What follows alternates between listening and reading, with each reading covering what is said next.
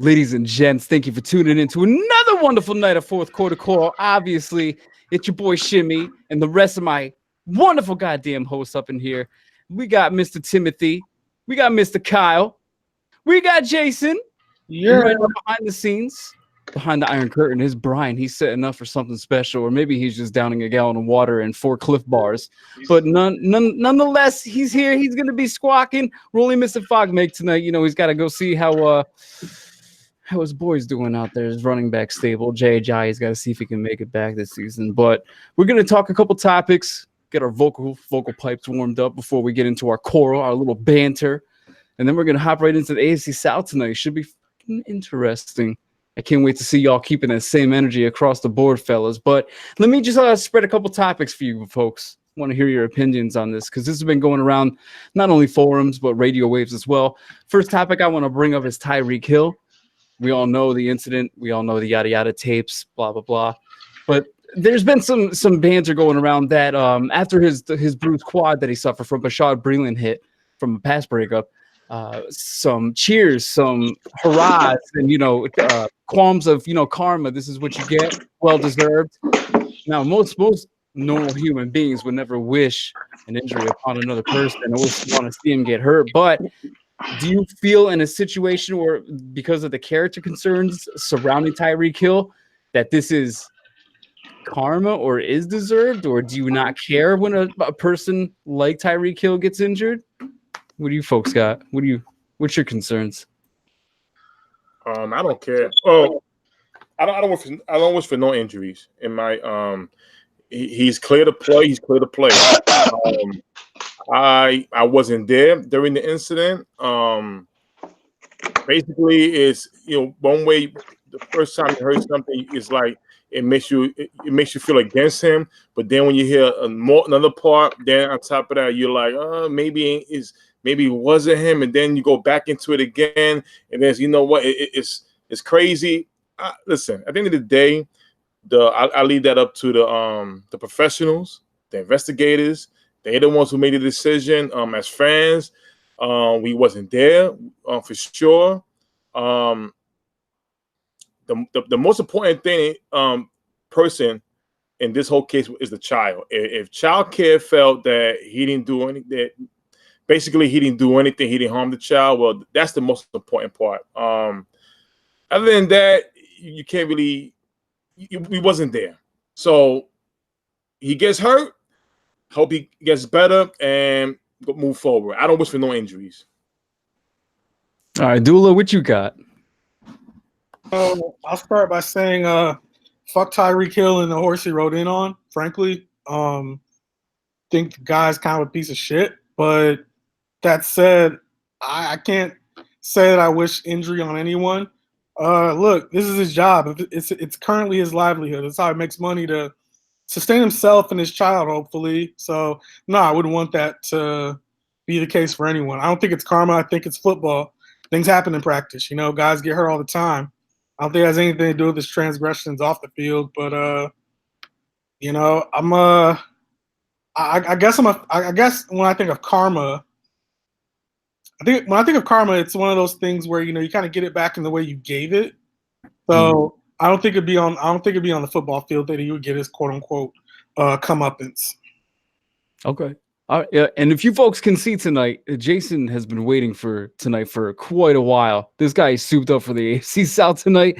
Jason, what do you got for us? Tell us your spiel on Tyreek. Karma? Man, I agree with Cal, even though I know he's going to say some shit later on. I can care less to Tyreek Hill, but at the same time, I don't want. It's a bruised thigh. He's going to come back in the regular season. He's not going to get suspended. So is it really that much karma to it? I mean, not really. I don't want to see the guy lose his livelihood over something like that. But at the same time, I still say screw him.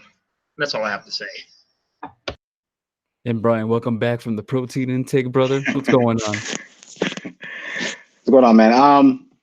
I think I think it's a consensus across the board. I mean, I don't really care much for Tyreek Hill or the girlfriend or fiance, whatever she is to him.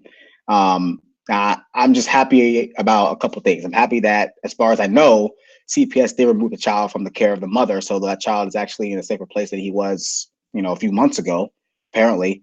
And do I believe that it's karma? Not necessarily. I kind of along with Kyle on this one, because there have been guys. I mean, I hate to compare egregious acts, but there have been guys who've done things similar, or there have been guys who've done things just as bad, and they've found success in their sport, or at least allegedly have done things wrong and have found success. I'm not gonna mention any names. I mean, you guys can think of some names off the top of your head right now, and across the sports world, and they found success. So, I don't think it's karma. It's just one of those things where, it's one of those things where our subconscious mind kind of took over. Tyreek Hill's an asshole to everybody. He gets hurt. All of us kind of probably, unadmittedly, were kind of happy about it because he kind of got what he deserved.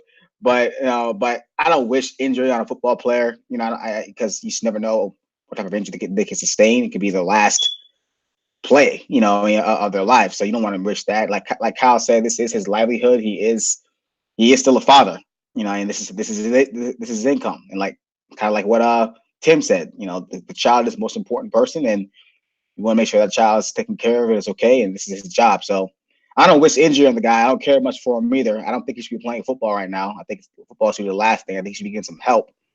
But this is where we are right now with the NFL. I think I kind of feel the same way. It's not that I usually have remorse with the player, but when they're more of like a piece of shit character, it's more of just like a nonchalant factor. If you're injured, oh well, I guess it is what it is. More so than you feel bad for the player and you wish that it didn't happen to him. But moving on, we got a. This was actually a good topic from you, Brian. Not really a topic. It was more of like a suggestion, and then actually created a good banter because I kind of played back and forth, GM and agent with Mr. Bob Stager in our 4QQ group on Facebook. For those not there, join it. Good discussion all day. And we were talking about Julio Jones. You said after the Michael Thomas blockbuster deal today that imagine what Julio Jones is going to fetch, when his time is up.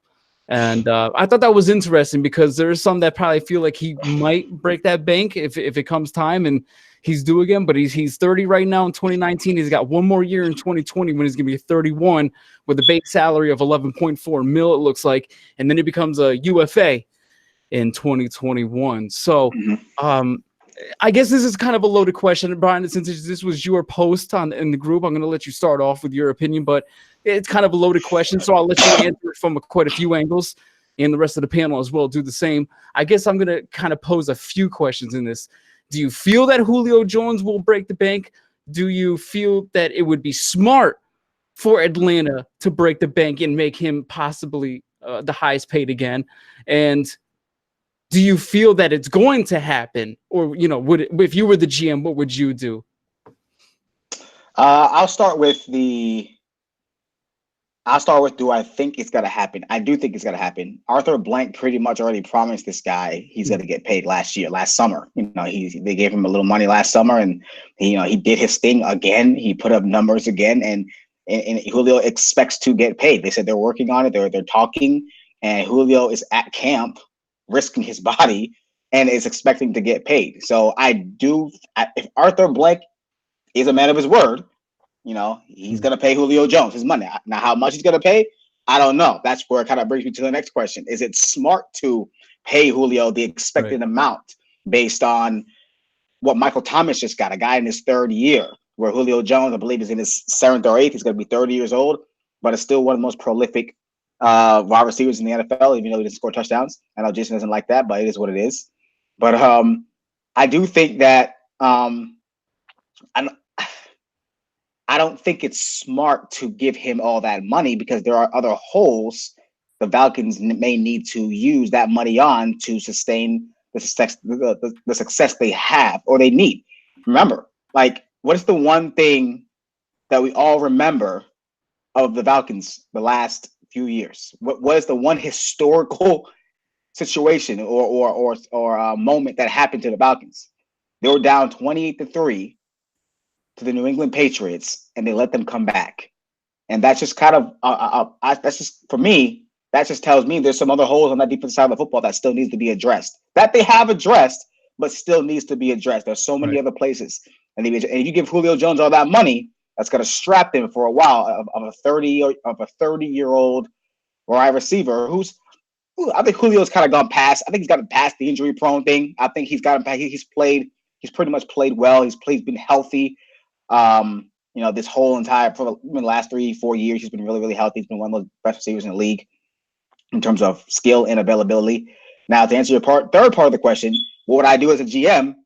I think I just kind of told you. I don't think I would invest so much money in a wide receiver, the most dependent position in football. It's just too much money to invest in it. As prolific and as amazing Julio Jones is, and as important he is. Let me show you. Let me read one stat for you that I just found a couple hours ago. That it's just an amazing stat. Since 2017, when Julio Jones is on the field, the Falcons are first in passes, 7.5 per play, right? Without Julio Jones on the field, they drop all the way down to 15th to 5.8 yards per play. So that right there, I mean, that's Julio's argument. That's his argument right there.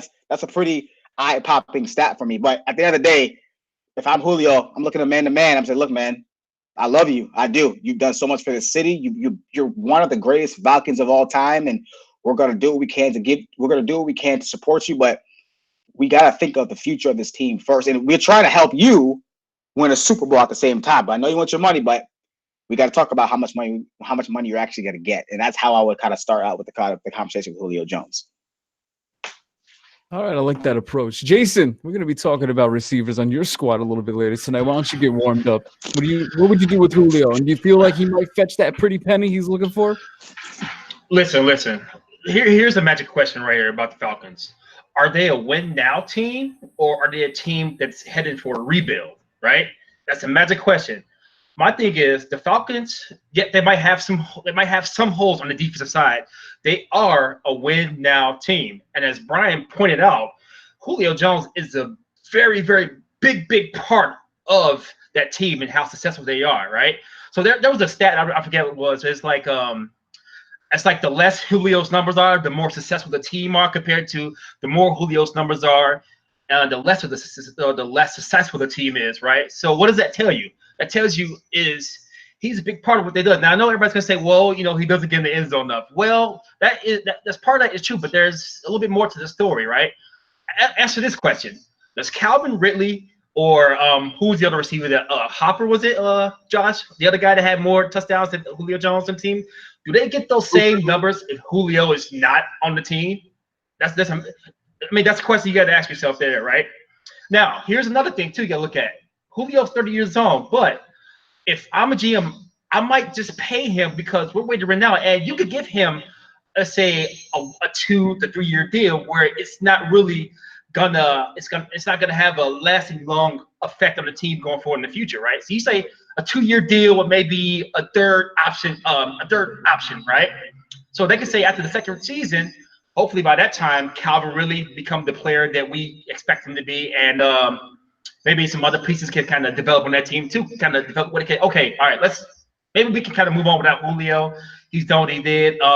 Let's move on. We might be able to be a good team, and we got that money off of our payroll. Now we can go out and get some other pieces and things like that. But at the same time, let's not get it twisted. Julio makes that team better and makes them they're ready to win now. So if I'm a GM, I say, all right, Julio, let's give you what you want, but let's do it like maybe a 2-year, maybe a 3-year option deal, right? And let's kind of go from there. So if I'm a GM, I'm definitely paying Julio because I'm ready to win now.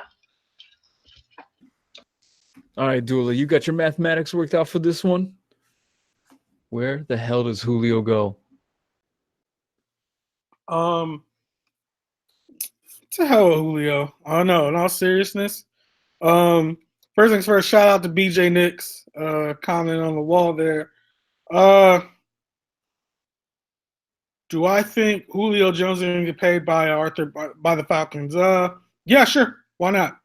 I think they have some other players to lock up, primarily Keanu Neal, Vic Beasley, Tack McKinley in a year or two. Those names kind of come to mind, but I mean, look, is he on the wrong side of 30 or approaching it? Sure, but he's still pretty prolific. If I were a GM, would I pay him? No, I wouldn't pay him. I wouldn't pay him what Michael Thomas just got. I might extend him a year or two past, his current deal. His current deal was what? When he signed it, his current deal was 5 years, $71 million. Correct. Yeah. 35 guaranteed at signing. 35 and a half, I should say. Right. I mean, I might extend him for a year or two after that. Maybe get him to around 16 and a half per. But look, the Falcons are a team. You kind of hit it. Are they rebuilding or are they win now? I don't think they're either. I think they're in the middle. I think, like Michael Jackson said, too high to get over, too low to get under. You're stuck in the middle. That's where they are to me. I don't think they're good enough to contend for a Super Bowl because of some of their deficiencies on defense. But I don't think they're a perpetual 4-12 team like, say, the Buccaneers. Yeah, so I guess, if winning really doesn't matter, if it's good enough to be 9-7, 10-6, get in the playoffs, maybe win a division crown, pay Julio. Why not? Otherwise, you're going to have to go into this rebuild mode, and I don't know if they have the pieces together to go into rebuild. What I mean by that is they have a lot of guys locked up long term, like Matt Ryan, like some of their offensive linemen, like the Freemans of the world. So they have a lot of their talent locked up, right? If you're going to go under full rebuild, you want to get some of these guys off their contracts. They're just not in a position to do so. So I think they're kind of stuck with what they got for the foreseeable future. Can't be mad at that math. I like that. 20 for 2 years or whatever. Spoonie, what you got worked out for us? I know your brain's been cooking over there, bud. What the hell is wrong with y'all? Why are we talking? Why are the words cap, salary cap, too much money for a wide receiver? We're not in the Stone Age no more. There's nothing in the store like bread that costs 5 cents the way it was back in the day. Bread is like a fucking $5.99. So again, cap is going up. Okay, salary cap is going up, right? Okay. Contracts are gonna go up. A long time ago, the highest paid receiver was $7 million. A long time ago. That's when I was in diapers. Now I'll be in diapers eventually when I hit 75 years old, 80 years old, probably. By that time, a wide receiver will be getting paid like 40 mil. Are we gonna still complain about the cap and a wide receiver should be paid that much money? Listen, Dallas said it. They pretty much locked up long term. You got to compete with your division. New Orleans Saints are a strong team in that division. The Buccaneers, let's see what happens. The Carolina Panthers, let's see what happens. Hey, remember, Brian, you called it. You called it, Brian.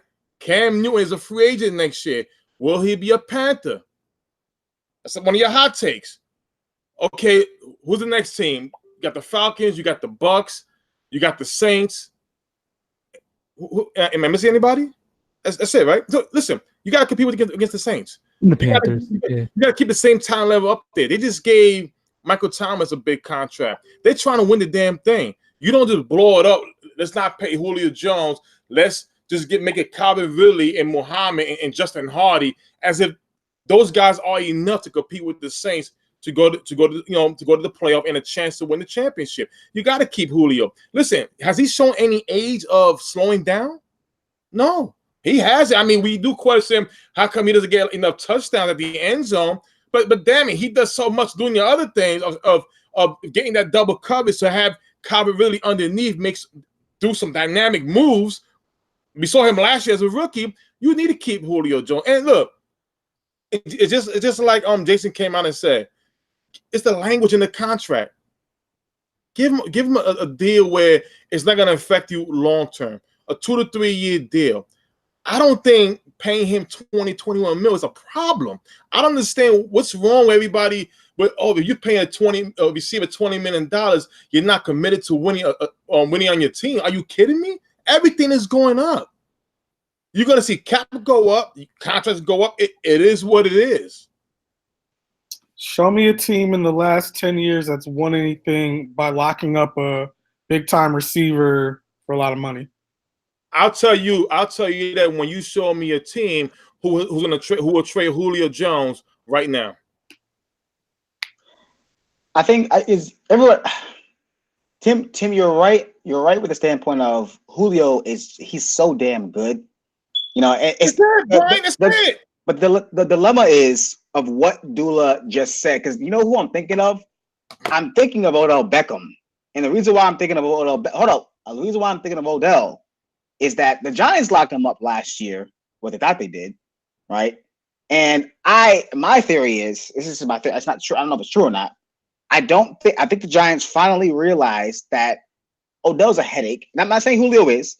Odell's a headache, but he's really, really good. I mean, Odell's really good when he's healthy, but he's not a guy that's going to, I don't think you can really win with a wide receiver by giving him all that money. Like wide receiver, look at a guy like Larry Fitzgerald. Larry Fitzgerald has been one of the best wide receivers ever, right? And I can't really say that Larry Fitzgerald ever made the Cardinals a better football team, unless they had the quarterback to go with it. Now, the Falcons have Matt Ryan, right? They have a quarterback to go with him. They have Matt Ryan, right? Oh, hold on. There's your coach. Yeah, you gotta raise my hand. call him, Let's raise my hand. Raise my hand. That's me. Go ahead, my fault.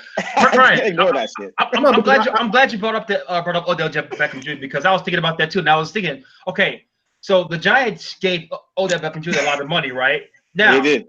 How many holes did the Giants have on their team compared to the Falcons right now at that moment? How many? Right? The Giants. Hold on. The Giants. I didn't hear what you said. No, I'm saying how many? Who had the most holes on their team? Did the Giants have more holes in their team when Odell signed his contract? Or how many holes on the Falcons team do they have right now with Julio's contract coming up? I don't think the Falcons have a lot of holes to fill as compared to the Giants when they re-signed Odell Beckham Jr. Right? I think the Falcons are ready to win now. Maybe a couple of holes they got to fill on the defense side, but you got to think too. This team they got injured. They had injuries last season on that defense side. A lot of injuries. Yeah, a lot of injuries. Right? Not a lot of depth. They have a lot of depth. Not a lot of depth on that defensive line. But still, Brian. But I'm saying though, the question is like, how many were the Giants worse off when they re-signed Odell Beckham Jr. compared to the Falcons when they about to re-sign Julio? That's the question, right? I mean, who was worse off? The Giants needed to restructure everything because they had so much salary cap issues, and they re-signed Odell Beckham. They still had a lot of holes to fill up, right? They did. I mean, so I don't think the Falcons are as off as everybody think they are. So that's why I just think given. Go ahead, Kyle. My fault. All right, I get what you mean. I'll completely agree that, you know, when you compare the two teams, Giants, Falcons, no, at this point last year, the Giants, their mistake was they paid a receiver and they didn't have the team they thought they had. Right. So they moved off of him and said, all right, we'll blow this thing up. I think the Falcons are in a better spot. With that said, Matt Ryan is in year 12? 13. Wait, 2008. You know, so you kind of ask yourself at what point does he start to fall off the cliff? It happens to everyone, right? So if you're going to extend Julio, that's a good point. But you know, here's the thing with Matt Ryan. I don't know. Matt Ryan. He's been top 5. He's still Thank you, guys. He's still a great quarterback. I mean, you got to also think too, the Giants are still dealing with the Eli situation, right? We got Daniel Jones is coming to the fold. Eli Manning, they deal with Eli Manning. They re-signed Odell Beckham Jr. So now they don't have a solid quarterback that's gonna. As of now, I'm not trying to throw any shots. As of now, they don't have a great quarterback. Matt Ryan is a quarterback, and he has proved that he can lead this team to a Super Bowl championship. What happened in 2016? I don't know. I mean, I just can't put my head around it. But well, if you're up 28-3 and you lose 35, what does your defense do? They give a shit ton of points. So here's the Falcons. My whole thing is, my whole argument is I don't know if I can pay a wide receiver. I think wide receivers, like I said, is the most dependable position in the game. Like, I'm not saying you can go out and go out and pull a Julio Jones off a tree. They don't grow on trees. I'm not saying that. I'm just saying when you don't have, and again, there's Matt Ryan. Matt Ryan is there. I'm just saying, like, to Kyle's point, you give Julio Jones all this money at 30, right? And then you have a guy like Matt Ryan who's aging. It is what it is. He's aging. You know, I don't know how conducive that's going to be for the football team as a whole. If you lock up a guy like Julio Jones, and again, I don't know how long. Again, we don't even know what Julio Jones is looking for. I agree with you about that point. He hasn't even put out a number yet. I like the idea, Jason, you said about giving him a short-term contract. That short-term contract better come with a lot of guaranteed money, because I think Julio Jones is going to be looking for. If it's gonna be I just want to point out real quick that Matt Ryan, his contract is actually back ended right now. Like in 2019, he only has a base salary of 2.7 mil. His contract goes up to 20 and then 23 in 2020 and 2021. That's with the years you're talking about extending Julio possibly to that base salary of 20 mil as well. That might put them at a dead cap or negative cap in those years if they're in that win now mode that you're talking about. No, but see, here's the thing. Good point, Josh. In most quarterbacks, like I was reading the cap figure, he's making only 2023. Right now, we at the 33 to $40 million range with the new quarterback caps coming out. Matty Ice is not getting another contract. So this is how you look at it. Don't look at Julio as an individual with 20 mil. He's going to get 20 mil. Look at them as a whole. Most quarterbacks and wide receiver tandem are going to see probably combined of 50 to 60 mil. You're only seeing 40 combined with your number one quarterback and your number one wide receiver. Calvin Ridley is not being paid for another 2 or 3 years. He'll get paid once Julio leaves. By that time, they'll have a new quarterback in the fold because that's when they're going to start rebuilding. So if you get Julio a 2 or 3 year deal with Matty Ice's I don't know about that though. 3 mil with Matt Ryan. I don't know. Honestly, it's not that bad. Hey, Josh, how many years? I'm sorry, Tim. How many years does Matt Ryan have left on his contract? It's good through 2023. So up until he's age 38, and I think that's actually when he's 38 now, right? Breeze got extended at 38. Yeah, he's 39. Look at the deck cap. Look at the way quarterbacks play today. Yeah, right. I don't know if Matt Ryan's going to be done by the time he gets there. I don't know. He might want more money too. I don't know. I want to give a very, very cautionary tale because I think this player I'm going to name kind of started this whole trend of receivers getting paid a lot of money. Calvin Johnson in 2012, the Lions gave him an 8-year. I think it was like $130 million. $123 million. Right. The Lions, before they gave him, went 11-5. Do you know what they went after they gave him? Went 4-12. It's bad. Horrible. They were. But here's the key. You can't say the team wasn't built properly. Yeah, just went 11-5. And you started money, and now you're 4-12. After that, you go 7-9. After that, you go 7-9 again. Then you go 10-6, and then you go, I think 9-7. That's when he retired. Or whatever. To be honest, him quitting was the best thing to happen to the Lions because they're not strapped now with a big contract. I'm just saying. I'm waiting for that team that gives a receiver a mega deal because teams have done it. Pittsburgh did it. I think the Falcons are going to do it. I'm just waiting for the team that does it and gets somewhere. Hold on. How about this? The cap back then wasn't made for a receiver to get 20 mil when Calvin got it. The cap right now, it's made for a receiver to make 20 mil. The cap, if you go to the cap, if you compare the cap, the salary cap from the team when Calvin got paid compared to now, right now is nothing. It's nothing, and it's going up. It's going up every year. The cap is going up. Now again, that's why Detroit struggled. They gave this man that amount of money when the cap wasn't as high as it is now. Let me ask you this, Kyle. I'm glad you brought it. You said in 2012 they gave him that contract, right? At that time, Calvin Johnson was 27 years old. Now let me ask you this: you, the GM of the Detroit Lions, are you saying that they should have not extended him that money, or you said they should have just kind of let him go? if he didn't resign that contract because he was in the prime of his years. He was the best receiver in the league at that time. That's very much so correct. But guess what, Jason? But 4-12. But I understand that. I understand. I mean, here's the thing. Well, I'm thinking. I think we're talking two different things here. Tim, you're talking about salary cap and feasibility of it. The feasibility's there. Julio, you could pay him and maybe or maybe not handicap your team, depending on how it's built. I think the Falcons are in a position where if they pay him, they have enough players locked up to where they could be a competitive team and be solid. The question is, does that get you over the top or not? That's what I care about as a GM. That's what I care about. And here's my thing too. Like I actually agree with you guys. You know, but I think it depends on the situation. This may be one of those things where it could be the exception, right? To the whole paying receivers $20 million and not being successful. Because, like I said, I think the Falcons, they're not too far from winning. I mean, like you guys said, they got a lot of guys locked up already, right? Like I said, you can kind of restructure the deal, and you can still be.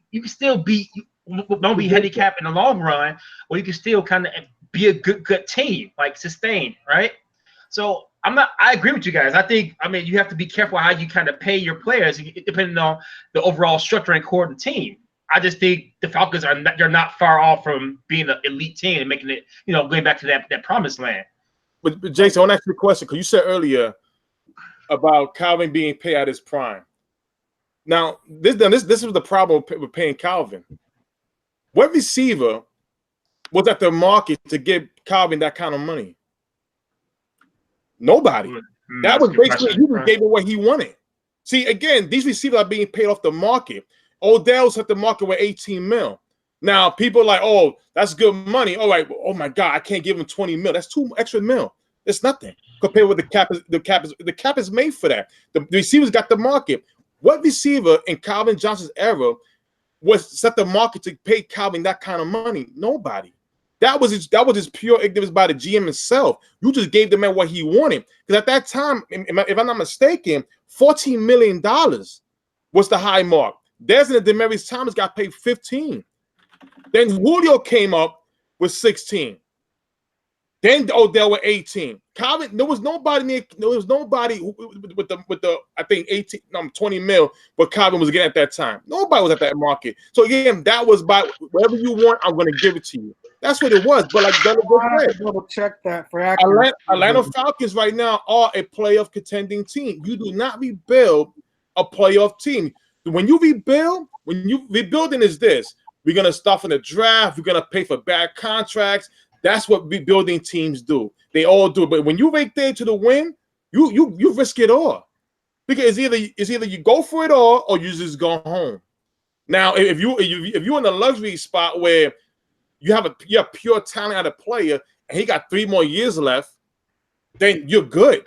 You're great. But at this rate right now, you got Calvin Ridley, you got Justin Hardy, you got Matty Ice. Atlanta was on top of their game last year. They just paid Deion Jones. That team is not bad. And again, in the playoff, it's a crapshoot. It's only one win and you go to the next round. So you pay your players to compete. You worry about letting that player go. Once you know you're done, okay, let's rebuild. Let's give it a bad contracts, and that's what it is. Not to fact check you there, Timmy. Calvin Johnson's contract did have a market setting value.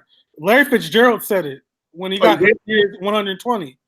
So Calvin got 8 years, 132. So yeah, there was a precedent set. It's not as if the Lions had some just number out of thin air. They saw what Larry Fitzgerald got, and Calvin said, "I want more." He probably deserved it at that point. But I agree, it was a very rich contract. To answer Jason's question, would I have given him that at that point? Absolutely not. Seeing as how when he left, Matt Stafford, as a quarterback, got better. So, no, I wouldn't have given him that. But, Cal, you could have known they were going to play better the next season after at that time, right? Like, right, we're not talking about the year after that. We're saying – No, I wouldn't have known. Of course not. Yeah, we're saying, like, the year before that. We said the year before that no, you said the year after that. I'm sorry. They were a better team. Like, you couldn't have possibly known they were going to be a better team after that. So, there's a lot of mitigating factors that could have happened why they played better and why, the contract you got. We can't really say we can't narrow it down to say, hey, we pay him this, and then it made us worse. Like there's a lot of things that go into that. I mean, it's too complex. But I'm saying like at that time, if you telling me that you're not going to pay your best player on your team, and he's in the prime of his career, right? Like I mean. I think that's kind of issue. You just kind of reset and keep resetting. That's going to be the same thing until I guess you're better off as a whole team before you actually play your top receiver. I don't think it really works that way. I mean, I think GMs look at it like, hey, this is our best player, and he helps us. He makes us better. I guess it comes down to the negotiating point. Like the figure that Kadula threw out earlier, I think it was around the 16 mark. I think that's pretty damn fair because there's no way in fuck that I'm paying Julio more than Hopkins, Adams, Thomas, Beckham, even for Odell, the kid played 14 more games in the past 3 seasons than Julio and still has 2 more receiving touchdowns over the guy. For whatever reason, I know Brian has touched up on this. It's like the guy's got the world's fucking A++ talent, body, build, specimen, God-given, everything, muscles, everything. And he plays like he's 5'11" and not the 6'3" creature that he is. It's mind-boggling sometimes. Go up there, like Bill Parcells told Keyshawn when he was a rookie. Right, exactly. Don't be a gazelle when you're a fucking giraffe. Yeah. Go up and get the goddamn ball, dude. Go get the goddamn ball. I want to ask that question. So let's put our GM hats on. So 16 is a fair figure. If Julio wants more than that, no, man. Let's put our GM hats on. Hard pressed. GM hats on. Julio right now. If we're saying not to give Julio that money, obviously he's not going to show up to camp. Obviously he's going to be a distraction. What's your next move? It's a good excuse for vets, though. That's what they look forward to when you get late in your career. Training camp now, isn't he? Holdout excuse. Was that Julio's there though, right? He is right now. He's there, but what I'm saying is this: he wants that money, and let's just say he wants to hold out. What do you do? What's your next move? But he can't. It's kind of like what I led with. You sit Julio down, and you talk to him about the team as a whole. And look, let me give you some rankings. And if it doesn't work, Brian, if it doesn't work, you got to move. John, trade since 2014, right? This is the Falcons' defensive rankings, right? 32, 18, 27. That was the year they blew that 28-3 lead. 8 in 2017, so there's a big rise there. And then last year they were 28 with some injuries, right? What I'm saying is the Falcons have to be, and I'm gonna answer your question, Tim. You just have to be smart on how you're distributing this money to Julio Jones. Right now, I'm like Dula and Josh hit. I'm not giving him as much money as a guy like D Hopkins. I'm not giving him as much money as Odell Beckham. I'm not giving him as much money as Antonio Brown. I'm just not doing that. Okay? I'm not doing that right now. What's your plan? But what's your plan? If he says no, if he says no, then you really have to look. You have no choice, and he wants to hold out. Then you really have no choice but to look at some trade options. Yeah, you have no choice. There you go. At that point, I don't think Julio's that guy. I don't think Julio's that person. I don't think Julio. I think he's low. Hold on. Wait a minute. But here's the thing, though. But to your point, Tim, Arthur Blank said, "I'm paying this guy." We just don't know how much. We don't know what Julio wants. We don't know what Julio's number is. I don't think it's ever been reported what Julio is looking for. I think, just knowing wide receivers, he wants to be the top dog. He thinks he deserves to be a top dog. Listen, Brian, if I'm a GM, I'm not giving that money. We all big fans of our team, and we know when we look at that play when it's time to get paid, we're like, shit, I don't want to give him that money. Nah, it'll hurt the team. We all pretty know what's going on, but there comes to a point where we have to think ahead. If the guy becomes a distraction and he does not want to have that sit down and talk with you, the father and son, the brother and daughter, whatever, and hey, listen, I only can give you this. Your next move got to be trade. Unless you're going to do like what Le'Veon Bell did to the Steelers. I'll have to trade. The guy's under contract. You can not get paid. But here's the thing, Della. It doesn't. If your team trying to win, you don't want to go through what the Steelers went through, what the Chargers went through with Vincent Jackson. We've seen right now that these young players are not scared to hold out and sit out. I'm not gonna as an owner of GM, I'm not gonna challenge a player because he doesn't want to signed the deal I want to give him. He wants a bigger Well, deal. Tim, can I make an argument for my Steelers? I agree with you with that, but I mean, the position matters though, right? Wide receiver, running back. I mean, are we gonna pay a running back? I mean, I wanted Le'Veon Bell to get paid. I thought he deserved to get paid because I always called him the centerpiece of our offense. I thought he was like the guy we rallied around. Right. And we didn't, and look, and it bit us in the butt. We didn't make the playoffs. Like, you know, whether you believe or not, there's a correlation there. We didn't make the playoffs. Le'Veon Bell sat out. We didn't make the playoffs. But he plays running back, and I understand. I understand the quarrel. I understand the conflict of paying a running back all that money because of the nature of the position. This is a wide receiver. Now I know I said the wide receivers are dependent, right? I'm thinking of Julio having a little more leverage because, hey, like you guys said, I'm the key to this offense, right? I'm the key to Matt Ryan's success and the other guys around, right? That's Julio's leverage. And I gave you some numbers on what the offense looks like with Julio on the field and with Julio off the field. As great as Calvin Ridley should be later in his career, he's not Julio Jones right now. So I think right now, if there was a holdout, right, I think Julio would have some leverage because I think he knows how important he is to this team. But if I'm playing the other side, though, if I'm playing the other side, if I'm a GM, I don't know. Like Josh said, I don't know if I could pay Julio Jones all that money based on just his statistics, scoring touchdowns, and his age, and based on what the other guys are making and their age as well. It's really he's kind of stuck at a hard place here, Julio. Look, if I'm a GM, I'm going to sit down. I'll extend him 2 years, get him around 16, 17 mil.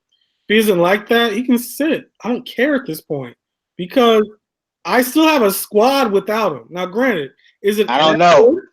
Is it? That's the thing. No, of course. I don't think it's good. I don't know. I mean, if it was a running back, I'd probably with you. Based as a GM, I'd be with you.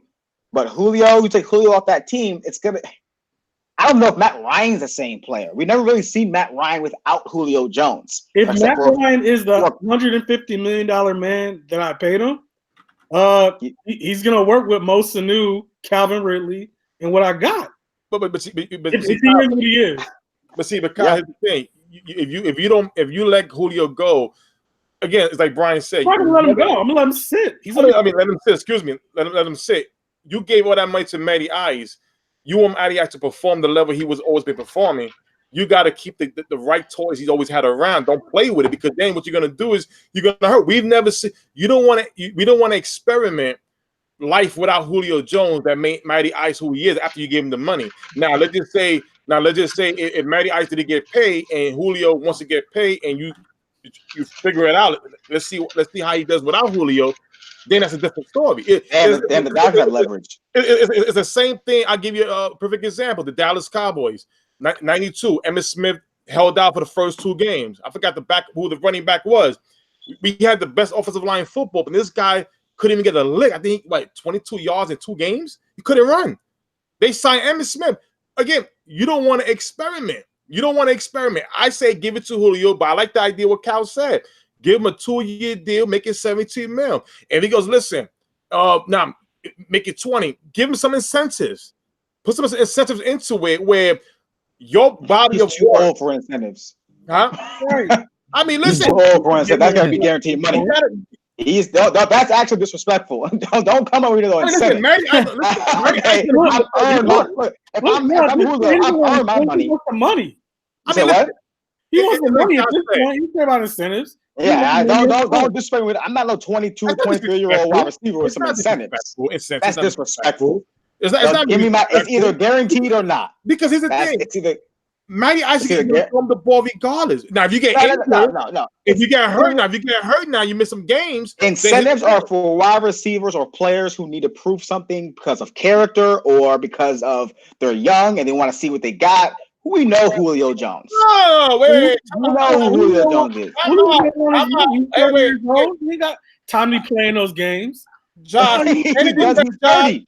He'll be 31 on February 8th. Josh, energy check. Please press the button, Josh. I think the energy is consistent so far. No. Wait. How are we going to say we know who Julio is, no incentive, but we're talking about his age? We're talking about him. If you're 30. Here's the thing. Yeah. If he's the same player, right? Don't disrespect him with incentives. Then you have no issues. Then if you're saying you're pretty much saying he's older, his age is gonna kick in. That's no, Tim. When I say we know who Julio Jones is, I mean, okay, we don't really know. No one's ever. I never met the man, but character-wise, he seems like a good dude. What is going to do with incentives? Like I said, usually when incentives are brought into contracts, they're usually made for players who need to prove something on and off the. No, not. But I'm saying, listen, Tim, listen. That's how usually where incentives come into play. Look, Julio Jones is 30 years old. How do you think this man's gonna sit here and look at Arthur Blank and say, "Oh yeah, if I get 1,400 yards, I'll take that. Get the hell out of here. I've got 1,400 yards consistently in my career. You want me to do it again just to get an extra 3 million? I would literally walk out if I'm Julio Jones. That's disrespectful of you to say, especially if I'm Arthur Blank and I already told you you're getting paid, Julio. I got you. There you go again. Again, being paid.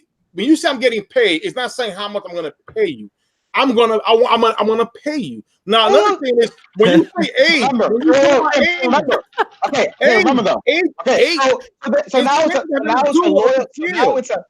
it's an integrity thing because Julio Jones wanted to get paid last year, but he held off. He said, "You know what?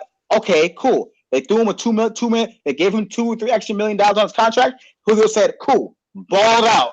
He did a whole year of football. Okay, he's back at square one. He wants to get paid. I don't want to hear this incentive crap, right?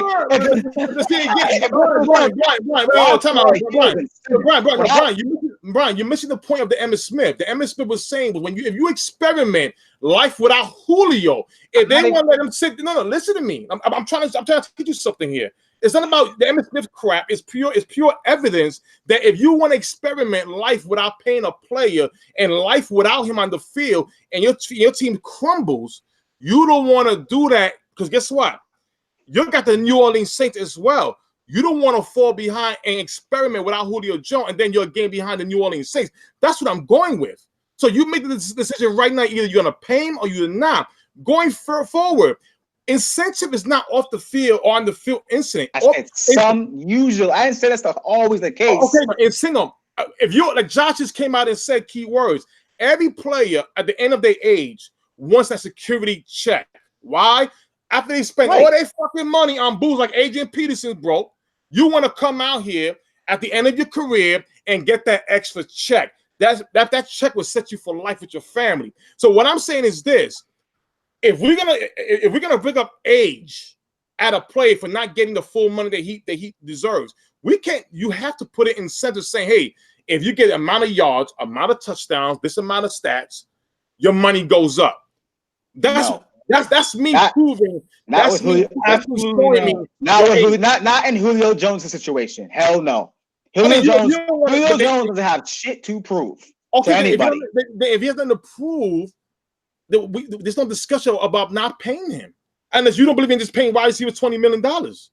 No, Tim. What I'm saying, my whole thing was, again, Julio Jones, he laid off 1 year from this contract negotiation. He should have got his money last year, but he said, "I'll wait." Arthur Blank said, "Okay, thank you. Here's $2 million for waiting." Now we're back to the drawing board, and he balled out. He's already proven. He's proven that he's still an elite receiver, right? And so what? They'll give him the money. That's it. He proved it. I'm saying don't. What I'm saying is don't bring up this incentive crap to me if I'm Julio Jones. Incentives are for receivers or players who have to prove something. What does Julio Jones have to prove? Is what my question is. What side are you on? Don't pay him the $20 million. Don't pay him the $20 million. Pay him the $20 million. No, I'm on the side. Pay him the $20 million. I'm on his side. Pay him. He's a threat. No, I'm not paying him $20 million. Absolutely. You said it, Kai. Now, Jason. I'm saying is, if I'm Julio, we discuss it. We try to come to a middle, but it's all going to be guaranteed. I'm not doing this incentive stuff. That's what I'm saying. Josh, all right. All right, the Quarrel's finally over. All right, so I think we finally settled on it. We're not paying the man over 20 mil, Tim. Are you fine with that now? All right, he won't be fine with it. He doesn't like us after the first topic, so we need to get into the second topic. So I went to the KCSC when the Dallas Cowboys pay Amari Cooper 20 million. If you want to win, you pay for it. There's nothing wrong. It's not my pockets. Not my pockets. I don't got 20 mil. It's their pockets. I agree, Tim. I agree, man. I can't wait till the NFC East. I swear, I can't wait until we cross that road. And then, God, I can't wait to be gentle. I can't wait to the contract negotiation. Cowboys are ready to win now. Pay the man. Then pay Zeke. Yeah, pay them all three. Matter of fact, pay all five. If they feel they're ready to win now, pay Byron Jones. Pay them all. Oh my gosh. NFC East is in 2 weeks, and you guys need to be gentle and think about my feelings. That storm is brewing with Tim and Zeke Elliott. I posted it. It's brewing. I'm telling you, it's coming. It's coming. I'm gonna say this and live. I'm gonna say this live, so you got me live.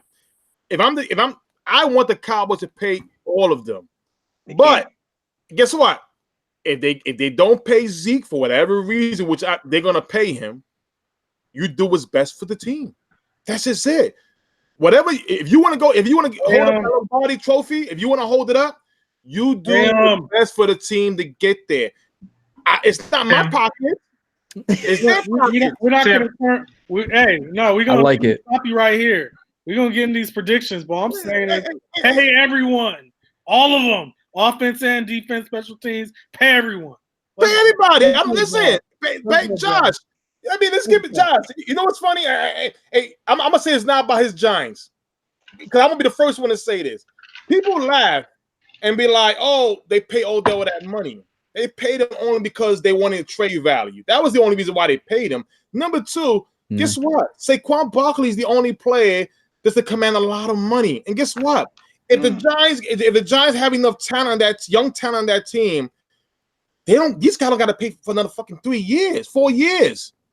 So Barkley's the only one that if he wants 17 mil, because he's gonna set the running back market, if not Zeke, one of them is gonna do it. And what happens is, guess what? The Giants are going to have a lot of cap money to build that team. It's just the way it is. I mean, you pay the players. My quick take on the Odell thing is we really, really, really wanted it to work. I think it's kind of like an analogy of when you're a parent and you have a shit child and drawing on the walls, fucking wiping shit on the carpet and everything. And it's just like, he finally starts acting good for that week straight. It's like, fuck, he's just this golden child. It's like, holy shit. I think he's grasped life. I think he finally fucking gets it. And then you fucking reward him. You take in the DQ with that chocolate dip, vanilla cone. You can double dip it again because he's been so fucking good. And that's that contract that Odell got. And then he eats the cone, all seems well. And then it's like a day later, he goes back to wiping shit on the walls. Well, and you're like, why the fuck did I do this? That and Mike Evans getting paid didn't help the cause either. I mean, listen. Did anybody get a glimpse of training camp of all the teams where the Giants came on? I saw something that I didn't see in the past with Odell Beckham Jr. You see Barkley going up to the players, yo, let's get it, yo, to the corner. I didn't see you get an interception. You seen a player challenge his teammates to get better. When you saw Odell there, all you see is this. Big it in. Hang it out. I hope the Giants have enough money to pay Saquon for his it's a difference for his optimism. We'll have plenty of time to talk about them in a couple of weeks. So he said culture. He didn't say do the Tootsie Roll. This is Jason's night. This is Jason's special night, guys. He's got his he's got his white Zinfandel and his Billy Ray Cyrus gear on. He ain't winning. No one gives a shit about culture. That's the Detroit Lions. Ooh. For the culture. Wait, what did you say? I said if you ain't winning, that culture shit don't mean anything. That's the Lions. But now you got a genius as a head coach, so it doesn't even fucking matter. You're a Patriots disciple as a head coach. Give Patricia a chance, Kyle. I want to see a little more homerism in you, Kyle, right? Well, Patriots of the Midwest. Josh McDaniel, Bill O'Brien. Anybody hear what Mike Daniel said? Cal, anybody hear what Mike Daniel said about Patricia? That was fire. What he said, fire. Listen, Cal, hold on. Let me say something to Cal. With that team. Wait a second. for the sake of homerism, Kyle, I want you to kind of bring a little bit more of that homerism out, right? I actually got high hopes for Detroit this year, right? Because of what they did in the offseason. Mike Daniels, I mean, that defensive line is looking pretty stout. God damn it, Bring the it out a little North bit more, is man. or NFC North is in 3 weeks, Right, Jason. exactly. Okay, I'm sorry. I just want to get that. Listen, all I'm gonna say about that, and let's move on after this. Okay. Is, Wait, I do have what to say something Deadspin about said the Lions. Lions though. today. Jason, It's accurate. Jason. So Kyle will talk bad about his team, but when he turns the lights off and we're not looking at him, he's doing the fucking Harlem Shake in that corner. On these, we say, fuck all y'all motherfuckers. My team is doing something. Detroit's gonna be all right this year. Dula, I need you to confirm nor deny for me later in the season if Lions Stadium is selling those. You remember those little like firecracker popsicles? yeah, Since Matt Patricia's a rocket engineer and everything, you got to have the rocket pops. yeah. I need to know if they're selling those. All right. Man, fuck the Lions. AFC South. Jesus. Yo, fun fact, fellas. Fun fact about the AFC South last year. This is the only division in all of football that had 3 teams with a positive point differential. I didn't know if you knew that, but it's true. I knew that. I knew that. The motherfucking that. parody. Look at this shit, y'all. I'm gonna get right into it. No, I'm not breaking this shit down real hardcore. I'm putting it all on the fucking drawing board for you to see what I gotta say about this. Jason, go ahead and clap because I'm giving your fucking Colts the division win at 11-5. Let me blow these up individually if I can, starting with the division winner. Not really gonna go into depth. I think the Colts will have a few key losses this season. Week 1 is always crazy, people. We know that shit. I'm giving them an L against the Chargers because it's going to be at the Chargers, traveling on the road. Who knows how Luck is going to be coming in with the injuries, but it takes him a little bit to warm up, and he gets hot on the road. But then you visit Arrowhead Stadium, get another L, and then get a couple L's to the Steelers and Jaguars. You all right with that, Jason? You got a good fucking team. Great old line, good running backs. Keep going, brother. Keep fun going. can be, we'll see if he gets to. I think he'll have a decent season, Jason. But your 6 or 7 plus touchdowns for fun, you're getting out of hand, all right? 6 or less. That's where I'm going to leave that at. And then following up, I got 2 teams tying with an 8-8 record. That is the Texans and the Titans. The Texans here, I think they start off slow. I really do. I think everyone's hyped on them. But that, left tackle Davenport kind of concerns me. Watson on the roll, and Hopkins, they can only do so much. I do not like Lamar Miller. I think he's just an average running back. And honestly, Alfred Blue could probably do the same in production as fucking Lamar Miller could. I really don't care for him. The defense is all right. They start off slow, then they just kind of average out 8-8, nothing special. Titans, I want to give them so much love, but I really can't fucking trust that running game with Derrick Henry. I'm sorry. And then I'm giving him a instant loss to the Browns in week 1, visiting a very excited and pumped up Cleveland team at their place. Then they go right to the Colts in the second week. I don't like their beginning schedule at the Falcons, at the Broncos, then the Chargers the week after. That's a tough schedule for the Titans, and their offensive line is more average than it is the above average that we like to write on paper. So, and then you bring in the Jaguars. I really don't see much of a change in Jaguar land here, folks. I'm going to give them a surprise win at the Chiefs in week 1. Like I said, shit's weird in week 1. But after that, they have to go to the Texans. Then they face the Titans. I think they come up with a couple L's there. I think they can squeak a couple good wins at the Broncos and Panthers. But from there, I think they just have a tough little schedule here. Not much that I like to write home about that defensive line last year. That whole defense kind of imploded from 2 years ago. I'm not sure where Leonard Fournette's head's at with Coughlin and gang. Nick Foles is kind of unproven. Should be better than Bortles. But then again, it's the receivers over there are really unproven as well. We don't really know what we have with them. So I'm giving them a 7-9 record. Titans, Texans 8-8, and the Colts win the division at 11-5. All right, who else is I don't want to throw anyone on the pedestal. So who else is ever most prepared next to give their speech can follow up. I'll just go real quick. Hey Josh, can you put your records up for me again? Oh yeah, I got you. Here we go. I appreciate that. So I think Titans are going to be pretty bad this year. I have them being in last place. I think the Mariota experiment, that's going to be something that we're all going to be watching and kind of seeing what happens there. I think that's one of the more biggest question marks in this entire, I would say this entire division is what happens to Marcus Mariota. He's in the last year of his contract. They haven't extended him yet. Injuries are pretty much his biggest thing. They got Ryan Tannehill as some pretty, interesting insurance. I don't know. And Tim and I have a bet on whether, if Ryan Tannehill, I think, what was Tim, if they go 0-2, Ryan Tannehill is going to start, which is BS. But I'm going to win easy $20.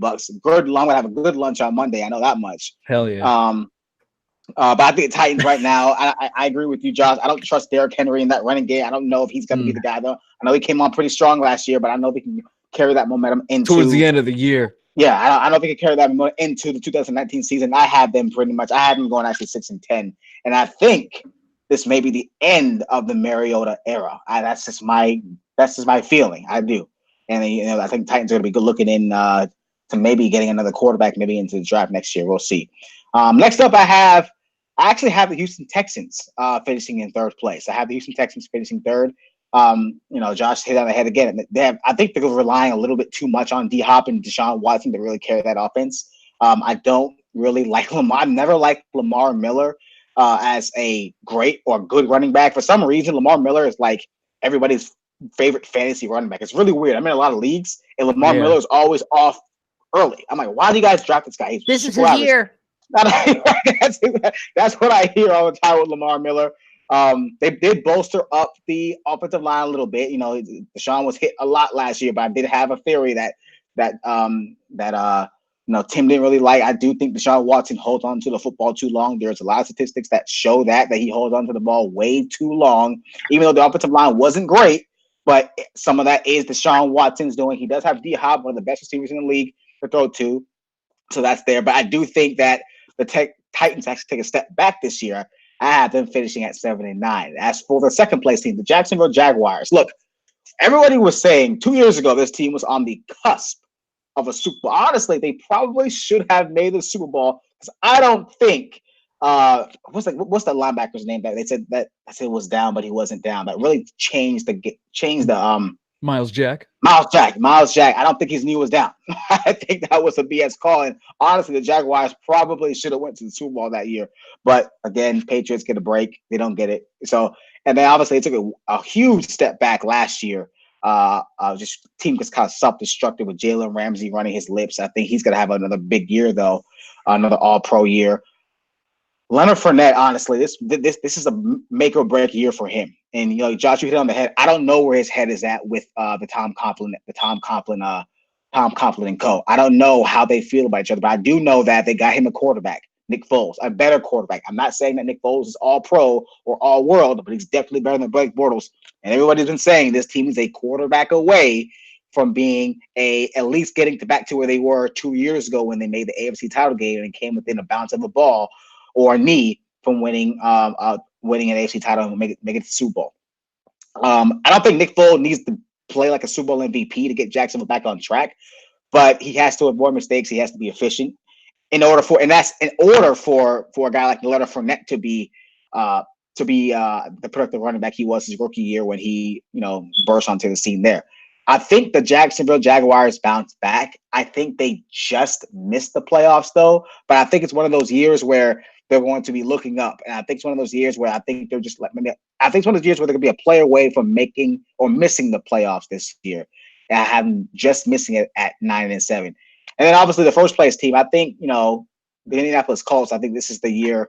Hopefully they take another step forward with Andrew Luck coming into this year. I wanted to say, honestly, I almost came on the show to say that this is the first year in a while that Andrew Luck came into the offseason healthy, but he's not healthy.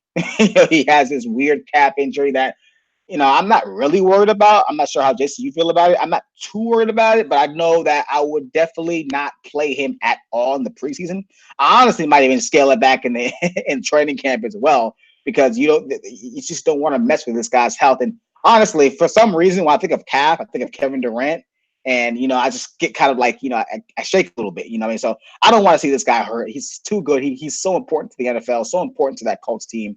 Obviously, we saw last year where he kind of came back and just took the league by storm again. Yeah, the whole Devin Funchess thing, I'm going to let you and Kyle duke that out. I'm not going to touch that, But I think the Indianapolis Colts are falling back with Eric Ebron coming up a 13 TD season. And obviously Ty Hills, and then obviously that defense with Darius Leonard, the defensive rookie of the year who just kind of came onto the store. I think the Colts are actually destined to do a lot of it. They kind of choked. I would say they choked. I know the Chiefs were the hot team, but the Colts were actually the hotter team coming into the playoffs, probably the hottest team in the NFL, and then they kind of choked against KC. But I think this year, with the again healthy Andrew Luck, hopefully, and another year under his belt, come back off that shoulder injury, I think the Colts can make some noise. I think I have them going 11-5 and win the division. Yeah, not to mention, would they start off like 1-4 at the beginning of the season last year? Yeah, they were the hottest team in football. 1-5, hottest team in football. So when I look at these teams, all right, the story of the NFC South. We got the young talent in the Indianapolis Colts playoff team last season. We have the Houston Texans, Deshaun Watson. When are they going to have probably one of the top quarterback wide receiver duo go further into the playoffs in the Houston Texans? Jacksonville Jaguars was the best team a couple of years ago. It would have been the best team in football if they had a better quarterback, which they addressed this offseason with Nick Foles. Then with the Tennessee Titans, their identity. Is Mario going to have a breakout year that he's a franchise quarterback? Or if they feel that he's not, will Tannehill be enough? So as I look at all of this, I think the Indianapolis Colts are the most prepared team if something happens to Luck because they got Jacoby Brissett. Jacoby Brissett, in my opinion, is good enough to lead this team to the playoffs if something was to happen with Andrew Luck's injury. Now, when we look at the schedule, it's kind of tight. One of these teams is going to start off 0-2 or 0-3 and won't be able to catch up. So, not to go so deep into the schedule, I believe that the Indianapolis Colts and the Jacksonville Jaguars are both going to finish at 10-6. In my opinion, these are the two best teams in the division. I think Jacksonville with Nick Foles, they're going to have a team that won't have so much pressure on Leonard Fournette because the guy that had there last season, that's the reason why Leonard Fournette couldn't be Leonard Fournette. Nick Foles is a way better quarterback. They still have a top defense on paper. Okay, so with Nick Foles got in that offense, I think they're going to be just as good as what the Colts can do in that division. Now, going to the Houston Texans, they haven't invested the offensive line. Jesus, when you have a franchise quarterback, you're supposed to build around your franchise quarterback. You're supposed to say, hey, listen, we got to give this guy everything he can have to make him successful. I mean, yeah, we get it. You got Hopkins. That's not enough. A receiver is not enough to get you far in the play. What about the offensive line? I mean, Lamar Jackson, he's not the greatest, but shit, that offensive line is horrible. Deshaun Watson was sacked the most in the NFL last season.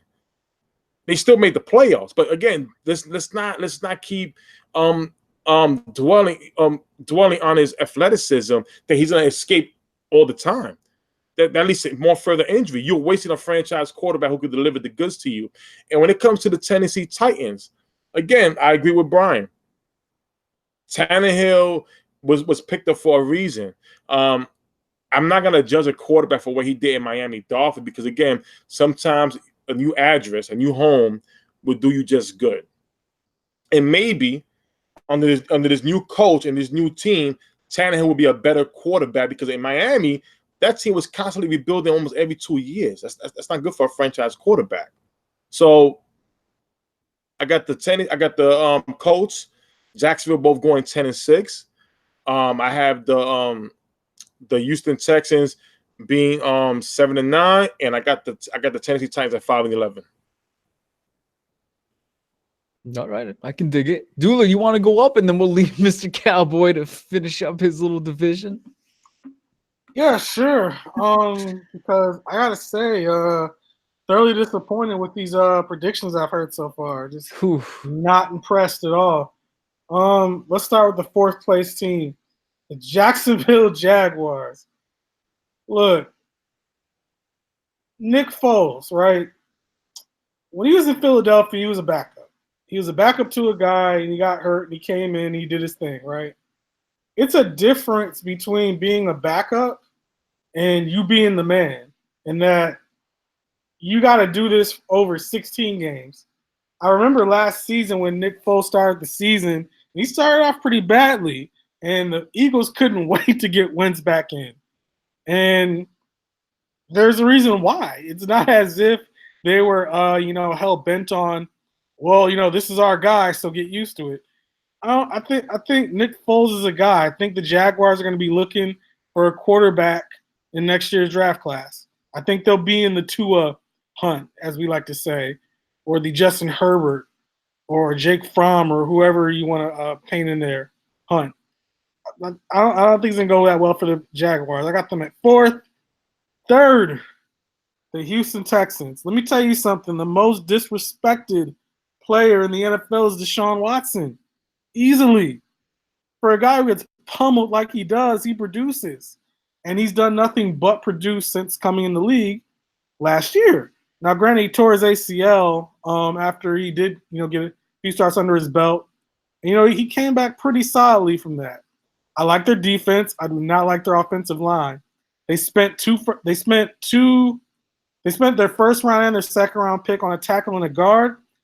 They better pray to God they can play soon and that they'll be decent, because I look at that line and Jesus Christ, it's horrible. Yep. For that reason, I just don't see him being any better than 3rd. My 2nd place team is the Indianapolis Colts. Oh, I like this team a lot. I really do. I think playing that first place schedule is going to set them back a little bit. And I'm going to address the elephant in the room. Is Andrew Luck healthy? Because if he ain't, we know what this team is. It ain't very good. So I do think that they'll finish 2nd. And my surprise pick, the Tennessee Titans win the division. I do. I am buying Marcus Mariota. I really am. I'll put it this way. The Titans are either going to be really good or really bad. Yeah. It's either going to go really good for them or horribly. To a point where this Mike Vrabel may be shown the door horribly. I'm talking 3-13, 2-14 horribly. Or it's going to go very good like I think it will. In terms of records, we'll go from bottom. I think the Jaguars finish at 5-11. Houston Texans 7-9. Colts 11-5. Titans 11-5. Titans win on the tiebreaker. And with that said, the Titans make the playoffs. I do think the Colts are a wild card team next season and do make the playoffs. So Titans, Colts, Texans, Jaguar. You had the Titans and Titans and Colts both at 11-5? Yep, and I have the Titans winning on a tiebreaker. Gotcha. Okay. Josh, is it my turn? Yes, sir. It's time for you to clean up. Josh, could you please hit the energy button for a sec? Please hit the energy button for a sec. All right. So before I go into my predictions, let me address Mr. Kyle, Mr. Abdullah, the sunken one, Detroit Lions fan for a sec. All right. So you say the Titans are going to win the division, right? So after all that shit you gave me about Funches, about you bring up his stats and stuff, let me ask you this. Since Andrew Luck been a quarterback for the Colts, how many times have the Titans beaten the Colts? Answer this question for me. What's the Titans' record against Andrew Luck? That's not fair, bro.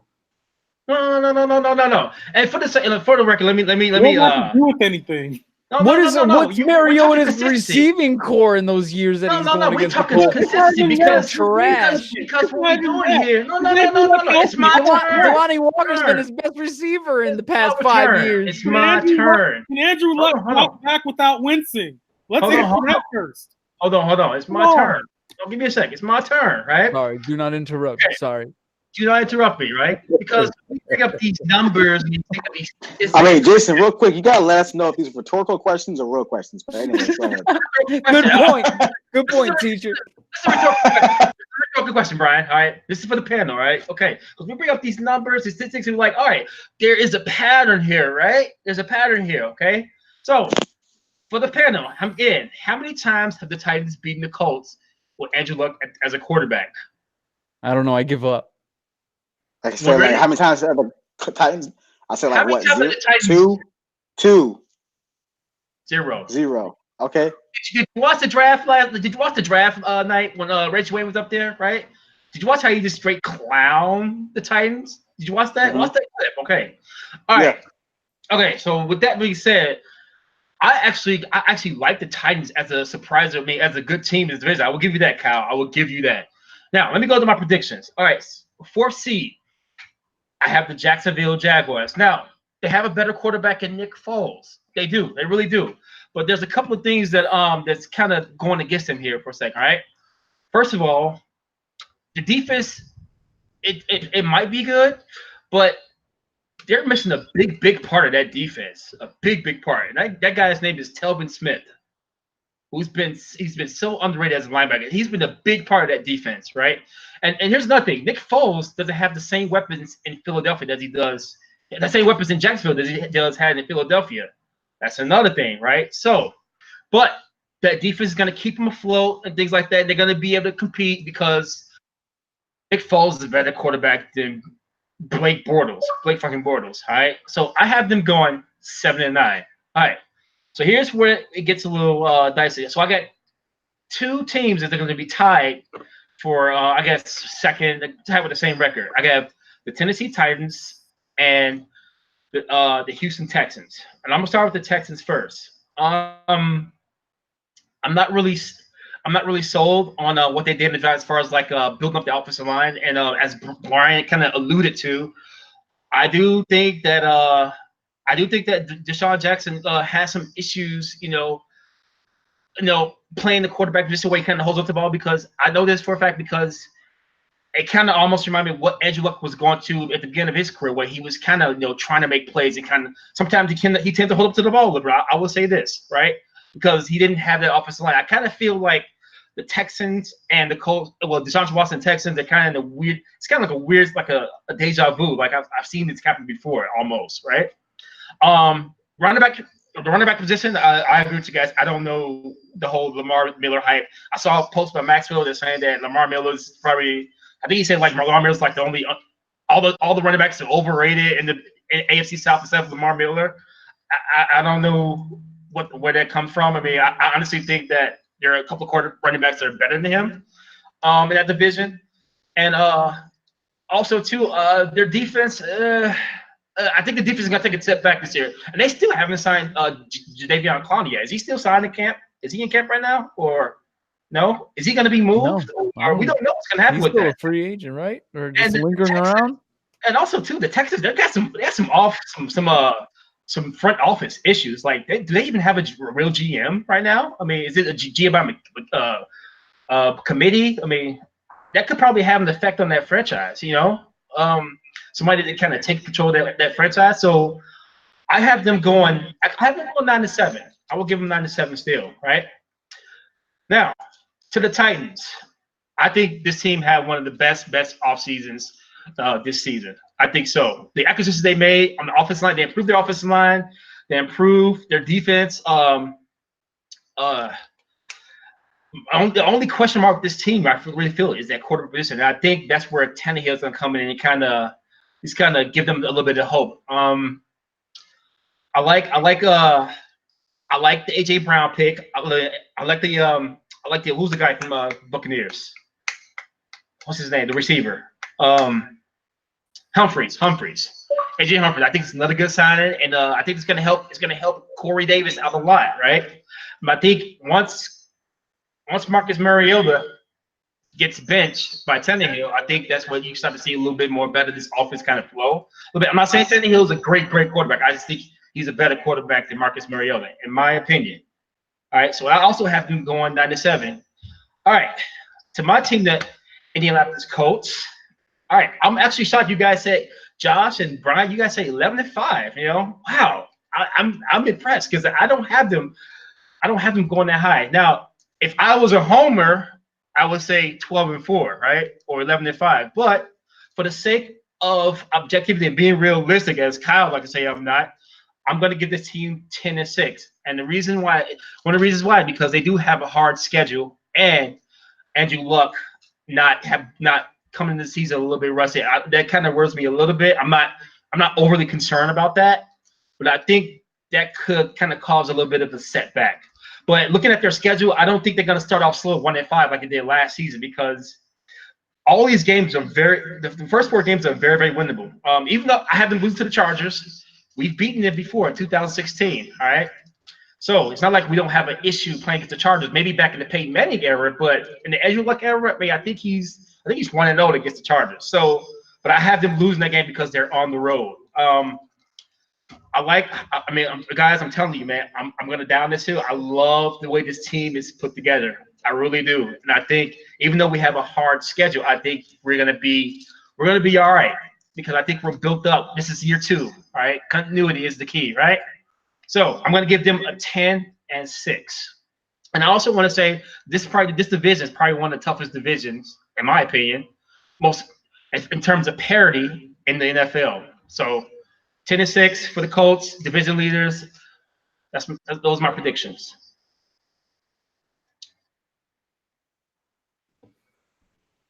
All right, fellas, I like it. Yo, Brian, you got something to say? I just want to say that I do want to address one thing real quick. I don't really know why. I don't know where this Tannehill love has come from. It's actually kind of annoying. It's actually annoying me, because Ryan Tannehill is bad. Yeah, he's bad. He's a bad quarterback. He's a backup. Where he should be right now on a roster, behind somebody. He's not a starter in this league. I don't care what Tim says. I get Tim makes a point. Yeah, environment can help. Not this guy. He's not that. I don't really think necessarily Tannehill was in a situation where there was just nothing around him.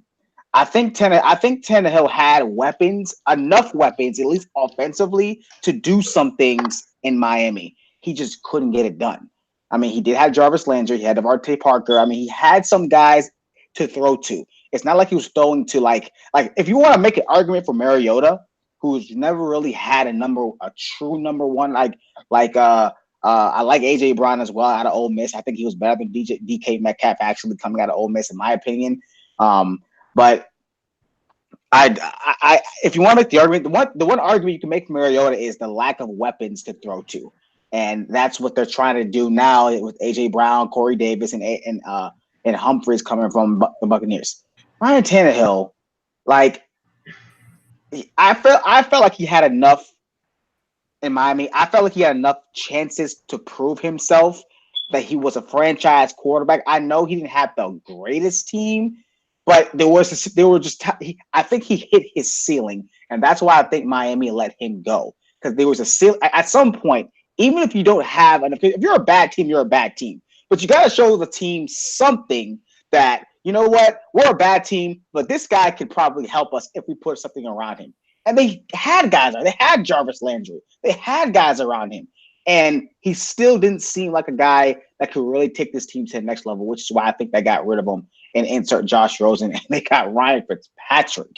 That's what they thought of. That's what they thought of Ryan Tannehill. They got Ryan Fitzpatrick to take his place. That's all you need to know about Ryan Tannehill. And the last thing is, I want to just pile real quick about Nick Foles being the man. You make a great point. It is a difference from being the man, being a starter and then a backup. Coming in from a backup perspective 2 years ago or last year, where he came in and played and cleaned up for Wentz, and he had that hot streak and went to Super Bowl, beat Tom Brady, blah blah blah. Then he came into this year, he wasn't as good. And you're right, the fans were getting kind of restless. Insert Carson Wentz, and then Wentz goes down again. And honestly, Foles actually was playing pretty well up until, Alshon Jeffrey dropped the ball, right? Here's my thing with Nick Foles. Like I said, he doesn't have to play like a Super Bowl MVP quarterback. He just has to be efficient enough to allow the defenses to be honest when it comes to Leonard Fournette. Leonard Fournette is the key piece to this team. They drafted this guy number 4. Remember, they think this guy was going to be I think he could be all world. And I think, honestly, if you really want to look back at it, this is probably the best quarterback Leonard Fournette's ever had. If you go back to LSU, he had nobody. Then he goes to Jacksonville. He had Nobody. Nick Foles may be the key for Leonard Fournette really having the breakout year, which I think he can, and that's why I think it's going to be the key to success for Jacksonville Jaguars, because the defense is there. That defense is still stout. It's very stingy with AJ Boyle and Jalen Ramsey in the secondary. It's very stingy. A very, very good defense very good defense on paper, at least. And I still think they are.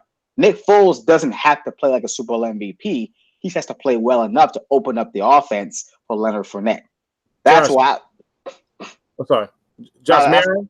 I'm sorry. Go ahead. Ryan Tannehill. Even though Ryan Tannehill had Jarvis Landry, who was not a top 10 receiver or whatnot, you can have everything. You can be great when have a great roster around you, but when you have, since Tannehill's been there, he's had 4 head coaches. Excuse me, 3. He's had Joe Philbin, Dan Campbell, a tight ends coach, and Adam Gase. Anytime you have a new coach, the coach wants his idea. He wants his players. He wants to shift. God, I don't care what you did last year, is what I want. We see that all across the NFL with GMs, with other coaches. When they come in the building, they're hired. They don't care what you did last season.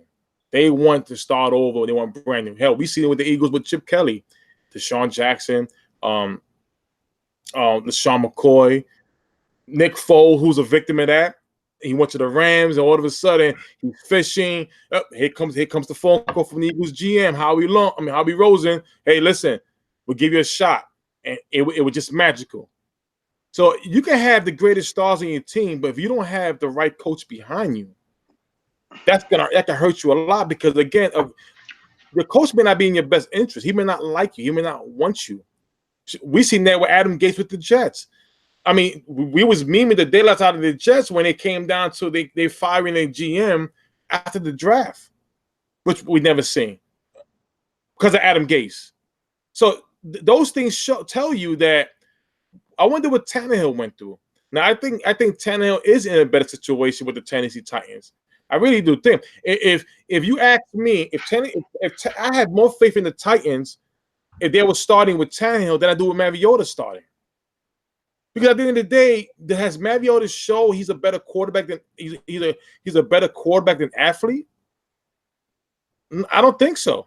And on top of that, he is injury prone. I think Tannehill is good enough to win with this squad if he was a starting quarterback. And again, sometimes it don't work out for a player in one team, but it may work out for that player on a different team. We have to look at the story surrounding that player instead of just saying, well, because you didn't get it done, you didn't win a championship, you didn't win the playoffs. But again, you're only playing your part. What about the other team's part? I mean, Devontae Parker, they drafted him, 8 overall in the NFL draft? He's still being questioned as a number 1 receiver still? No. Devontae Parker was like 13 or 14. Oh, 13, 14. Okay. I mean, but again, I know Brian and Kyle, y'all the draft experts. Was y'all high on Devontae Parker? I mean, there was a lot of talk for his size, speed. What has he done? He's actually dealt with a lot of injuries too. He's had all injuries. If he can stay healthy, if he stays healthy, he can be really good. But see, here's the thing: was he healthy enough to help Tannehill those years? No, Jarvis is not enough. I mean, Jarvis was on Cleveland Browns. They had a good, decent year numbers wise, but it's not like Jarvis. It's not like Jarvis, Randy Moss. I think Tannehill had enough to show the team. I think he had enough to show the team what he can do. I'm not saying he had all work. I'm not saying he had Julio Jones out there. I'm not saying he had. I'm not saying that. I feel like if all things considered equally, if you want to be real with Mariota and Tannehill, I think Tannehill had more than Mariota these last 3 or 4 years. Hell no. Hell no. No way. No way. You don't think so you're saying Mariota had more to work with than Ryan Tannehill? Listen, that man who's been Mariota's number 1 receiver for the last 2 years? First of all, I'm gonna break it down. And Madison the Cersei, he's a Tennessee fan, and I've been telling that man for a couple of years. The Titans are stacked. First of all, they have a way better offensive line. Let's start off with that. They got a better defense than Miami. They got a better running game than Miami. Hell, they had DeMarco Murray and they had Derrick Henry running the ball. Now they got little man from the Patriots. They got a better wide receiver corpse than the Miami Dolphins. If Tannehill, in my opinion, was a starting, who are Mariota's receivers? Well, first of all, if you're gonna count Corey Davis and their 2 tight ends, to me that's way better than Miami had. No, I mean, Brian, I don't agree with that one. I don't agree with that. I want to name brand receiver. I'm looking at receivers. I'm looking at top 8 chart. No, you can't receiver. One name brand receiver does not make your whole wide receiver corpus better. We're talking about wait. Okay. So based off last year, right? Let's look at last year. You said last 2 years. Mariota is actually just getting his best stable of wide receivers this year. This year. If you want to call it, but here's the thing about it. The whole problem is when it comes to even Mariota and Tannehill, they both had question mark because of, again, new coaches. Coaches can't hurt you. Mariota's second leading receiver was last year. Who? Tajay Sharp, probably, or why? Because Jonnu Smith, Tyron Taylor. Why? Tyron? Yeah. No. Why? The receivers were fucking terrible. Terrible last year. But here's the thing, though. Brian. You ready for this? What was Devontae Parker? The first round draft pick. He was hurt. That plays a role. How about the running game? When Adam Gase comes in, he want to switch running back. He trade away one of his running backs to the Eagles. They won the championship. Then you want to switch on and off. That hurt. I'm looking at and then it was Deion Lewis behind that. Yeah, wait. I'm looking at Devontae Parker. No, I'm throwing an energy check. Hit that energy check real quick. Oh shit! Because I got a fun fact, Tim. You said you don't know if Mariota is more of an athlete than a quarterback. 26-9. Which is funny, Tim, because at least in Oregon, Marcus Mariota played quarterback. Yep. You realize Ryan Tannehill. You realize Ryan Tannehill didn't play quarterback in college. He played wide receiver. But here's the thing. Here's the thing. Again, let's not be. I love Fogman. Let's not just call out numbers without really going behind it. We all know the system that he played in Oregon. It was an option offense. That's for athletic quarterbacks. Tim. You're missing the point here. Under Helfrich, it was not an option offense. Kelly, yes, but he played 2 years under Helfrich. You're missing the point completely. More of a spread offense. It was not Chip Kelly's offense. Brian, he played only 1 year without Chip Kelly, but guess what? He was a high draft pick because of what he did originally with Chip Kelly. Hell, he's the reason why the uniform changed. Oh my! No, Tim. No. You're totally missing the point. It was very simple. Marcus Mariota played quarterback at Oregon. Ryan Tannehill played wide receiver for 3 years, and then became quarterback. All right, so you're talking about who's the athlete. What about the NFL? At least one played quarterback for 4 years. Oh, okay, but the other one played. Wait, the other one got switched to quarterback out of an emergency at Texas A&M. All right, so he worked his way to being a draft pick. I think Tannehill what, number 8 overall? He went number overall. He played 1 year quarterback. Okay, we expect him to be. So you talk about who's more of an athlete than a quarterback. Well, hell, at least one played quarterback longer than the other. All right, but it still doesn't mean much because at the end of the day, I'm going for what we've seen. Why is Mariota a question mark? Mariota has full range to be the starting quarterback with nobody looking behind, but without him looking behind him. When it comes to Ryan Tannehill, who's Ryan Tannehill's backup? Again, Ryan Tannehill was getting new coaches every year. Does that help? That doesn't help. New coaches every year. That doesn't hurt a quarterback. He's only had 2 coaches, Tim. He had 3 coaches. Who? He had Joe Philbin. Hold on a second. Got to read my notes. He had Joe Philbin. He had Dan Campbell, and he had Adam Gase. Dan Campbell was there 2015. The whole year or interim? No, whole year. A whole year? Okay. A whole year. And then after that, Adam Gase was for 2 years. And then Adam Gase brought in Mariota. So he had some consistency with Adam Gase. He did. I mean, again, Adam Gase, that wasn't his guy. Listen, we seen how coaches just. That wasn't his guy, and yet that's who played for him. What do you mean that wasn't his guy? Listen, Adam Gase was specifically hired for Ryan listen, Tannehill. again, What are you talking about? Then he went down and then brought back Jay Cutler from the dead. Didn't we not learn? Didn't we not learn? Tannehill came back. So listen, if Adam Gase wanted to get rid of Tannehill, he would have done it after Jay Cutler. But he didn't. He had a chance to do so. He had a chance. He didn't get rid of him. He kept him. And Adam Gase said, "This guy's trash. I'm out of here. I'm going to coach a real quarterback." How are you going to get rid of somebody? How are you going to get rid of somebody if you don't have a plan B to replace him? Then Adam Gase is a moron. How about that? I mean, let's keep it real. Why do you think he's on a second job? But then, he's gawking over Sam Darnold right now, so we'll see. I mean, this will be a tall telltale. If he has success with Darney, baby, and we'll see what Adam Gase is all about in a minute. I mean, we throw memes and left at Adam Gase for the idiot things he have done with the New York Jets. Doesn't that ring a bell what he have done with Tannehill? I mean, let's get real. I don't think Adam Gase has done idiot things. I think he's done some pretty ballsy things. I don't really know yet. He hasn't coached the game. He hasn't coached the game. He hasn't coached the game yet. We have to see. May I have an example? May I have an example of him being ballsy? of him being ballsy? What I'm saying is, I know he's done some unorthodox things since he's been there.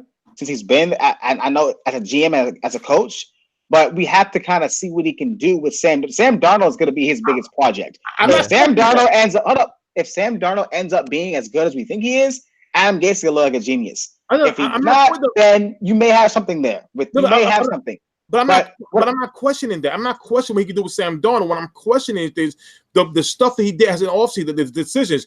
You're calling out your he's done some unorthodox. So here's the thing. So it should tell you what type of guy he is. I mean, damn it. When he was at a news press conference, I don't know, was he mad at somebody? Was he smiling? I mean, he's like looking around the building like something's wrong. I'm just keeping it fucking real. We don't know what type of guy he is. So it kind of gives me the bell like, damn, what did Tannehill go through? Tannehill had 3 coaches. It's not good. I appreciate you trying to cape for Tannehill's not a good quarterback. Yeah. I mean, he's a backup quarterback. We'll see, Tim. If Mariota gets injured and he steps in. How many coaches did Mariota have? Yeah, offensive coordinator changed for him. He's been through a lot. He's been through a lot too. I only believe 2. He only had 2. Wait, you sure about that? I mean, tell me if I'm wrong. I'll eat it. I won't deny it. I believe he's been through about 3. I mean, don't tell me I'm wrong. Don't tell me about 3 2015. Listen, the game is don't tell me I'm wrong. If I'm saying, listen, I'll eat it, you got to tell me in response who I'm saying you're wrong. You're just making it seem like, well, Tannehill had 3 coaches and Mariota's had stability. He's had Wisenhunt, Malarkey, and Vrabel. So that's 3 right there as well. Exactly. So, okay. But still, that's fine. All right. We got to wrap it up, fellas. We're heading into I just got to get this clear. You're asking, we don't know if Mariota is more athlete or quarterback. You're asking the same thing about Tannehill? Since the guy was a receiver up until his senior year in college. Are you serious? Was his numbers better? Was Tannehill's numbers better in the NFL? No. I think they're pretty equal. We don't know. I think they're pretty equal. I think Tannehill and Mariota almost on the same plane. If they're pretty equal, Brian, it's a shame on Mariota that an athlete you have equal numbers to an athletic quarterback than Tannehill. That's bad. I never said Mariota was better. I don't think Ryan Tannehill. Brian. Who is Brian? Keep it real. Who was a better quarterback? And be honest. If I had to choose. Are you asking me if I had to choose between Tannehill and Mariota? Yeah, just straight up, I'll probably take Mariota. Yeah. Why were you defensive about it a minute ago? Why were you so defensive to say, well, I never said he was better? Well, I mean, you asked me a straight up question, but my whole premise was Tannehill's not good.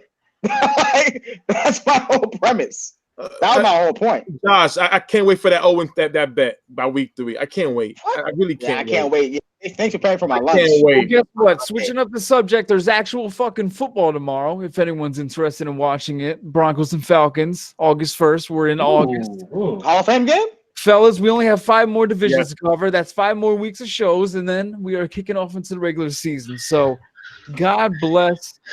Thank you for everyone that tuned in tonight and dealt with our bullshit. And God bless our quarrels, because we're coming at you with some goddamn more divisions. We'll see you next week. Peace out, folks.